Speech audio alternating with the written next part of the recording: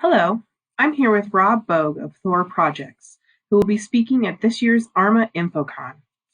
His presentation will be on records, retention, and discovery with SharePoint. Why do you think you were chosen to share your knowledge at ARMA InfoCon 2019? Well, so I think I've been doing this for a long time. I've been a Microsoft MVP for 16 years, and I helped Microsoft really refine their conversation about ECM and records management back in the 2010 timeframe. So this for me is a continuation, and I'm super excited that I get to share this experience with all my friends at the ARMA conference. And the venue is beautiful. I've been there several times, so just love this opportunity that I'm going to have. The profession keeps evolving. What skills will information governance professionals need in the 2020s and beyond? So I think the secret to your question is in your question, right? So you asked me about information governance professionals, and that's great. I think that we're seeing a transition in records managers and knowledge managers and other individual disciplines to start to come together and start to talk about information governance in a holistic way. I think it's super great that we can start to evolve by learning that there's more than one discipline, there's more than one consideration that we really need to put into things. In fact, at the conference, I get to launch a white paper, which is a roadmap to both knowledge management and records management and how you transition to information governance. And there'll be more on that later. But the cool thing is that as we learn to interact with the rest of the organization and deliver business value through information governance, then we elevate the whole profession. Not a lot of kids grow up thinking about how they were going to grow up to manage information. How did you get into the information profession? So my information management story is a little different. I was doing technology. I started in technology. I loved programming and networking and all that stuff. I was working for a big consulting company, accounting consulting company, and they had this project. And the project was they needed to digitize the records for a county in Indiana. And they had called me in to do some of the networking and infrastructure stuff, and I got hooked. See, the thing is in Indiana, we have limestone. It's really strong stuff. And they had crushed the foundation of their building. Crushed it. Just because they had all these records. And so as I started looking at what are the challenges with records and what's the damage that the paper records are causing, I got super hooked on this idea that, hey, we can do electronic management. We can better protect the records. We can do all of these things that are so different and so powerful. And that's sort of what got me hooked. Attracting a new generation of future leaders is a big part of growing any profession. How would you advise a young person to prepare for a job in the information profession today? So, we have 7 kids, and I don't think I've advised any of them to go into information management, information governance, and working with information. We've got a lot of healthcare and some military and some other things.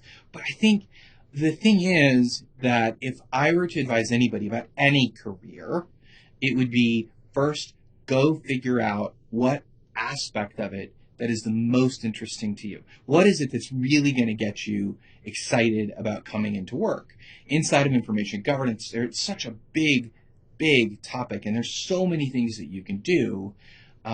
I would go do the sampler platter, and I would go try things and get internships and work with people and talk with people and say, hey, you know what? I really enjoy and love managing records. Or, oh my gosh, it is so amazing to connect people to the knowledge they need. Or, wow, it's super cool. I get to protect my company's information from intruders. And so I would say that the best advice I can give anybody about do you get into the career or not is how do you find that aspect, that area, that thing that lights you up? Because that'll drive you forward for a lifetime. Name one speaker or presenter that really changed the way you think about information governance. So the problem I have is I have been influenced by so many different people. So I read a book every single week, and I post a book review on my blog, and it's not all information management by any stretch of the imagination. It's marketing, and it's psychology and neurology, and it's just a whole bunch of stuff. But I think the thing that was the most interesting that I've ever really come across in information management, information governance, is actually some of Peter Morville's work, and this idea of ambient findability. And so this is an older bit of his work, but it is about the idea that we want to make it so obvious and so easy for people to understand the knowledge and information that we've got. We want it to just be as easy it is to falling off a log, or to really recognizing what a stoplight is supposed to be and what you're supposed to do. And so for me, I would say that Peter's work on information architecture and how you make things so just inherently accessible to people has probably been one of the biggest things that I've been interested in. What are you most excited about in the upcoming schedule for ARMA InfoCon 2019? I have to say, the thing that I'm most excited about is that I get to go hang out with everybody. Like, when I come to conferences, I don't come to conferences for the knowledge. I mean, yeah, okay, you need to, and that's great, but we can get recordings, and there's all kinds of YouTube, and there's all kinds of stuff, right? The thing for me is those conversations that happen at the breakfast table, at the lunch table, that happen in the hallways, getting to meet new people, find people that you can ask questions of when you don't know the answer. I tell people that I play Who Wants to Be a Millionaire every single day. It's super cool. And I know the show's like not on anymore, but the idea that you can phone a friend and get the answers you need to be successful, that's super cool. And you form those relationships. You start that stuff sitting around a lunch table, or sitting around a breakfast table, or just sitting in the hall and going, hey, what do you do? And what do you struggle with? And can you help me with what I'm doing? That stuff, that for me is what makes a conference super powerful. You've got a session coming up at ARMA InfoCon 2019. What is it that you're speaking on, and what do you think people will take away from the session? So I have this session, and it's SharePoint records management. And I know a lot of people are going to say, hey, SharePoint can't do records management. But the thing is, it can. In fact, it understands both a center-based model as well as an in-place model. There's new stuff in Office 365 that we won't spend a ton of time on, but we've got different ways of managing records inside of SharePoint. And we've had them for a really long time. Okay, so 2010, records management. By 2013, wow, we really have a platform that we can manage the records, at least inside of the scope of SharePoint.